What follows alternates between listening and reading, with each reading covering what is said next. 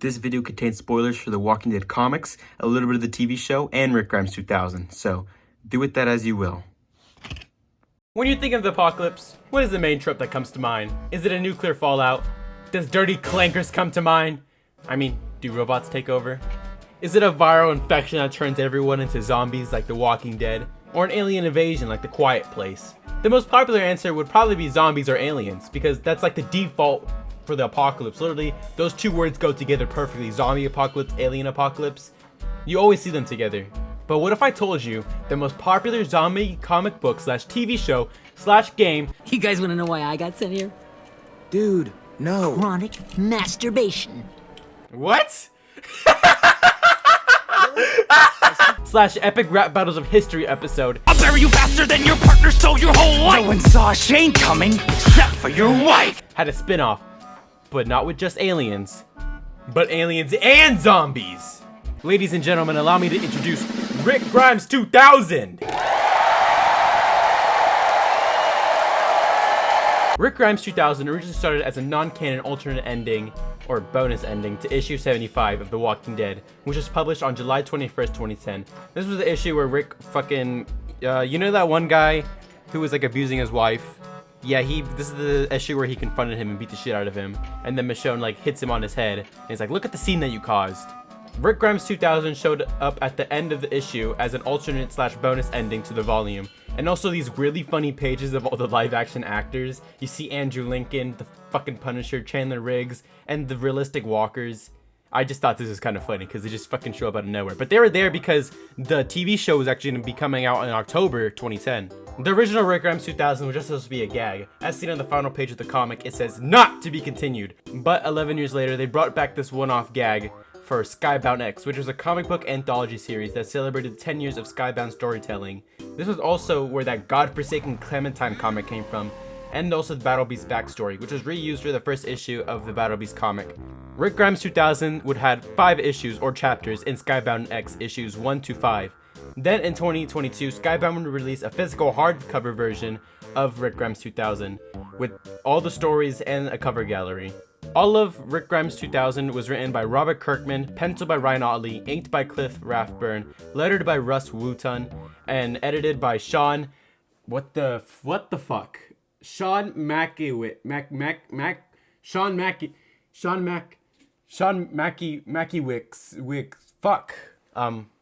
Sean.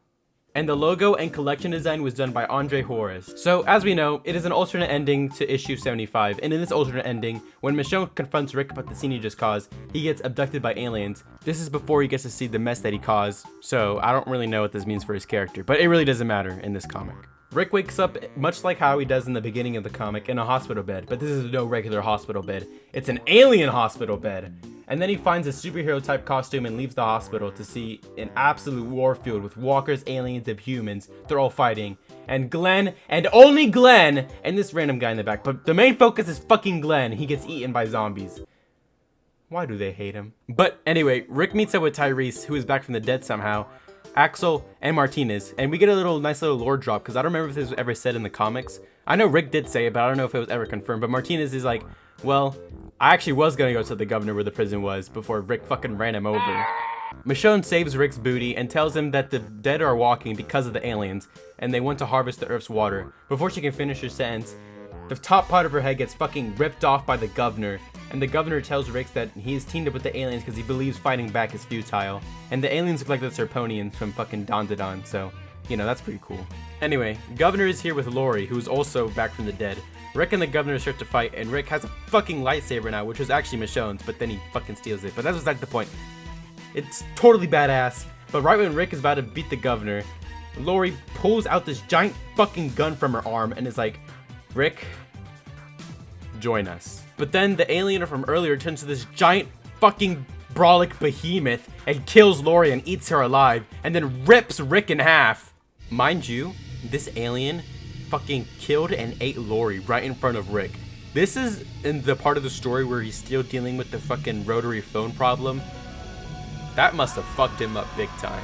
Andrea comes to Rick's rescue and she says her iconic line, "We don't die," which not only still holds the symbolic meaning of her unwavering resilience, but also because these aliens and their new technology, they can literally bring back anybody from like being ripped in half as long as their brain is destroyed. They're much like the walkers now. Andrea kills the giant fucking behemoth of an alien and blows the governor's shit clean off. And then Andrea takes Rick to her hideout, where he reunites with Carl, Abraham, and Eugene, and meets characters that would appear later in the comics like Jesus and Princess.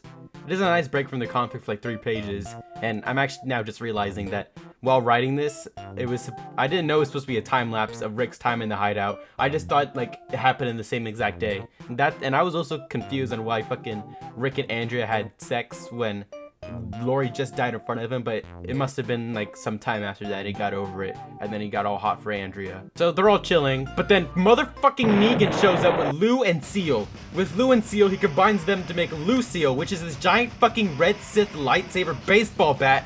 Look, the fucking barbed wire is made out of light too. Lucille now has the power to command walkers, and speaking of commanding walkers, the fucking Whisperers are here, Alpha and Beta, and they kiss to make this giant mecha walker Kaiju Goliath. Holy shit! But they are no match for their unwavering will, and they defeat the Goliath and Negan. Now they have Lucille in their possession, and since they can control walkers now, they fight against the aliens and they take back Earth, and thanks to the alien technology, they rebuild in record time. The ending is much like the actual Walking Dead ending, with Carl as an adult with a daughter. Rick is still the amazing legend of a leader the world needed. He founded Strike Squad, who trained for the incoming war against the aliens. Him and Andrea isn't dead in this timeline. They fly into space ready for the day the aliens will return, and they will win when they do. This spin-off is honestly so cool, and I have so much to say about it. First off, Ryan Ottley did a phenomenal job with the artwork. His art style might be top 3 out there. His era of Invincible was honestly my favorite. He is able to make the human anatomy so accurate in his artwork, yet be able to convey exaggerated emotions without having their face look weird. Well, sometimes. We'll get to that later. He was able to take Robert Kirkman's concepts to a whole new level. It's amazing. And also how Ryan draws the walkers is so cool. Like in this panel, God, they look so fucking awesome. They're just standing there ore farming. And Dave McCaig's coloring is so amazing. I actually am in love with this. I love the cover of Rick in a pitch black room, and the walkers are illuminated by his blue lightsaber, so they have this blue hue and lighting. It's amazing. It looks so incredible. And he puts his skills great to use with the futuristic weapons, having all these lights coming out of everything. Everyone is illuminated by them, and it just makes everyone stand out. And this panel of Rick rallying everyone together, everyone is illuminated by the warm color of the sky in the battlefield. But Rick, he is in a cooler shade, which makes him stand out. It makes him show that he really is the leader. But also, it complements him with the signature weapon in this comic, the blue lightsaber. The backgrounds in this comics, they're really not something major to speak of. Most of the time it's just a solid color or gradient. Sometimes small details in the back like a spaceship or two. But I can't get mad. This was being released on Skybound X, a weekly comic anthology. So they really didn't have that much time to work on backgrounds. But there are some panels that the backgrounds are detailed. Like this panel right here with the walkers, the one they're ore farming, and the graffiti in the back, there's just a bunch of writing, and those are just like little fucking children over there. And the graffiti in the back really like helps tell the story. It says, the writing on the back is there's death becomes us, die alien scum, apocalypse kind of sucks. There's humor in here too. Walkers go home, RFM. What is RFM? I actually don't know what that is. Aliens are dumb. It's just fucking stupid shit like that. And the fucking show that I was saying earlier. But it shows that other people out there that believe in peace with the peace sign right over there. I just really think that's cool. They really added like everything to this wall. And in the end where it shows the space stations and the battlefield, those backgrounds are really decorated too.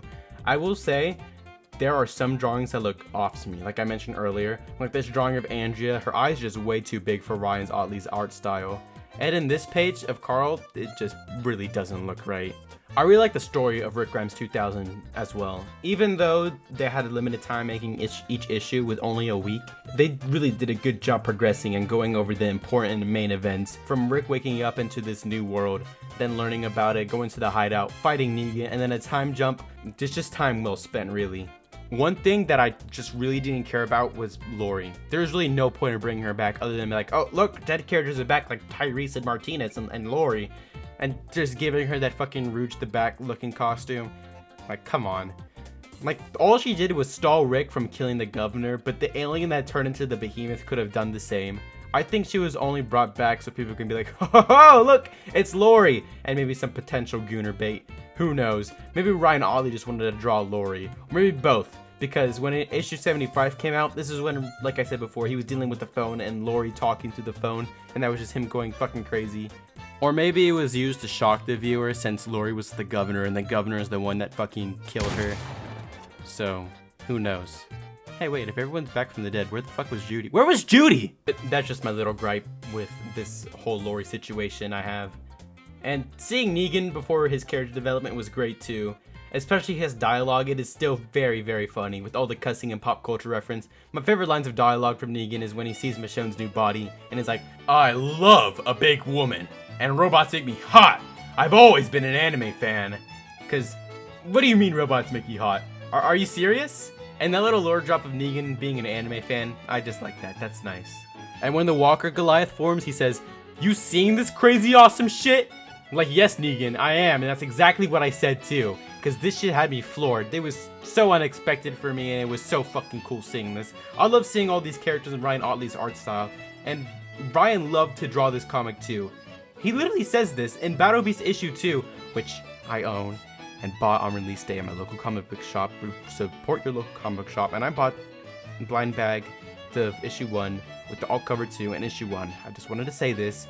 I support your local comic shop because they got good shit there. At the end of issue 2 of Battle Beast, he says, we worked together for 14 years on Invincible and much shorter titles like Haunt and Rick Grimes 2000. Robert knows what I like to draw. This was Ryan Otley who said this, by the way. Which is cool because both Battle Beast and Rick Grimes 2000 were introduced in Skybound X, Battle Beast being in issue 25 of Skybound X. Literally, they got back working together for this one because Robert Kirkman knew Ryan would love to draw this. And if I had this skill too, I would love to draw this as well. Like Negan said, this is some crazy awesome shit right here. All the futuristic designs for Rick Grimes 2000 are awesome. Ryan Otley did an amazing job bringing Robert Kirkman's concepts to life. These concepts can be found on the back of the hardcover version of Rick Grimes 2000, along with all the incredible covers. Like, look at them. They are awe-inspiring. Like, these are so cool. Oh my god. This one reminds me of the New Hope poster. This one looks like they're all in a DC comic and Rick's lightsaber. Holy hell. This is so fucking cool.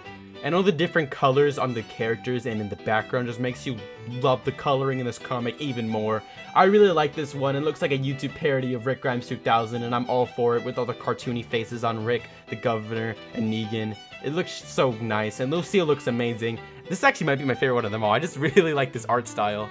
And this one, I just really like the point of view where it looks like us readers are looking up the Goliath and we're a part of the rebellion. And the rest of these drawings I didn't mention. I just couldn't have like something interesting to say about them. But they're all amazing. I love all of them. They're so fucking cool. The character designs look amazing too, while others remain the same, like Negan. He has the same outfit for the most part. But the governor has a whole new outfit with the fucking claw hand and a cape. He looks so badass. Eugene has the Dr. Octopus arms that fits his personality really well and looks super cool. But there's obviously Ryan Otley, who fucking loves push-up bras for some reason. And because I promise you, Lori and Andrea did not have all that. Here's your bill. $4.16, pervert. $4.16. Pervert! What do you call it, pervert? It's written on the bill. Here's your $4.16, Bob. Best of luck. There's a million restaurants I can go to. Then go to them all, Teddy. I'm sorry, Teddy. You little creep. I'm kidding. I love you, Ryan Otley, but your obsession with push-up bras needs to be studied. But grown-up Carl's design looks, actually, I like it better than in the actual comics. I don't know, something about his eye patches looks less stupid. Because in the when I first saw him in the comics, I was like, you look stupid with that fucking big-ass eye patch. Take that shit off. Put on a cooler one at least. The outfits in this comic too are awesome. Like Andrea is stacked with all the supplies, utility belt, the cape, the shoulder pads, metal arms, big fucking gun. I'm like, damn, Andrea! And Rick's superhero outfit, it's pretty regular, but his utility belt and his robot hand, it kind of carries. The concept for the governor is a little bit different with the claw and his right hand and his torso being different. Tyrese's arms aren't as big as the concept and doesn't have like the same power. They look about the same, but like the little circles on them, like I don't know what they're called, little spheres on them, they're smaller than the concepts. The only difference with Rick is his left leg in the concept has something like wrapped on it, but he doesn't have that in the final version. Now finally, I want to talk about the differences between the Skybound X chapters of Rick Grimes 2000 and the hardcover version of Rick Grimes 2000, and also issue 75. So first, let's compare Skybound X and the hardcover version of Rick Grimes 2000.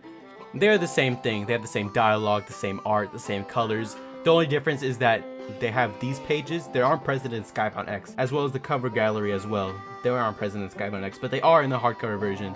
Now, what I really wanted to talk about, the differences between issue 75 and the Skybound X / hardcover version of Rick Grimes 2000. I'm just going to call it the Skybound X version from now on, because they're the same thing, like I said before. First off, in issue 75, it actually shows Rick getting transported by the aliens to the spaceship, but there's one major detail I noticed. In the colors for issue 75, they are sort of off than the Skybound X version. That is because instead of having Dave McCaig do the coloring for issue 75 for this one, for issue 75, PCO Placencia, I think that's how you say it.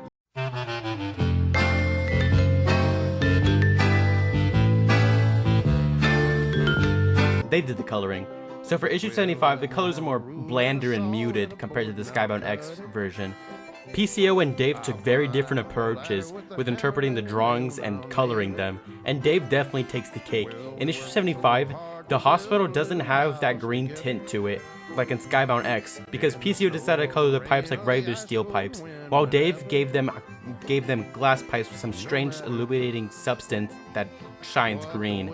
This leads to entirely different tints, hues, and lighting. And in issue 75, Rick's costume is green, which explains why the cover for Rick Grimes 2000 is his suit appears to be green. But in Skybound X, Rick's outfit is actually yellow. For that fact, some of the other characters have different colors in issue 75 than in Skybound X, like Martinez and Tyrese. In this page of Michonne, you can really see the muted colors show. Michonne takes on a skin tone that reminds me of the Telltale Games characters like Bosco and Lee. That's literally when I first saw this and I compared the two colors, that's literally the first thing I thought of. In the Skybound X version, Michonne looks like she actually belongs there with the lighting of her skin tone showing the reflection of the ongoing destruction in the back. I will say, PCO colors much more realistic blood than Dave. And also, the Governor has much more muted purple undertone in his outfit rather than the grayer appearance in Skybound X. The aliens are also colored differently within Skybound X. Their helmets look more like glass helmets rather than a see-through plastic helmet in issue 75. And Lori's nails in the top part of her outfit are a much hotter pink than Skybound X. And in the last panel, because this is where issue 75 stops, I will say the Governor looks cooler in issue 75 because he actually has the orange tints and lighting to show him more promptly that he's in the battlefield. Rick Grimes 2000 started off as a one-off gag back in 2010, but then 11 years later turned into a small passion project on Skybound X with Robert Kirkman and Ryan Otley, the GOATs! And with the help of colorist Dave McCaig and inking of Cliff Rathburn, it really helps bring this comic together into something super cool. Not only because it combines zombies and aliens, sci-fi and the apocalypse, but also because of all the designs of the characters, the different ideas they put together, like the giant walker Goliath and Lucille being able to control walkers and being this red Sith lightsaber with the barbed wire being made of light too, Michonne becoming a giant robot lady and all the futuristic guns and ships. It's all so cool, and just reading this comic will make you want to say hell yeah. You can tell Ryan Otley and Robert Kirkman just had a fun time writing and drawing this. I hope you enjoyed this video. It took a lot of time researching, going back and forth between the differences and colors between each version, but honestly, it was really fun. My next video will probably take even longer. It's a huge video about The Walking Dead, again, and I need to read all the comics in order to gather as much evidence as possible, because this video is the whole reason I got back to YouTube. This is my dream video, my passion project. This is my Rick Grimes 2000. I need to make sure I hit everything, and I need to make sure that it really fits my vision. So until then, sit tight. I'm painting pictures with my semen when I jerk off in my bed. This time it was white, but last time it was red. If I keep watching porn, I'm gonna end up dead. My parents fucked me up by giving me the middle name Fred.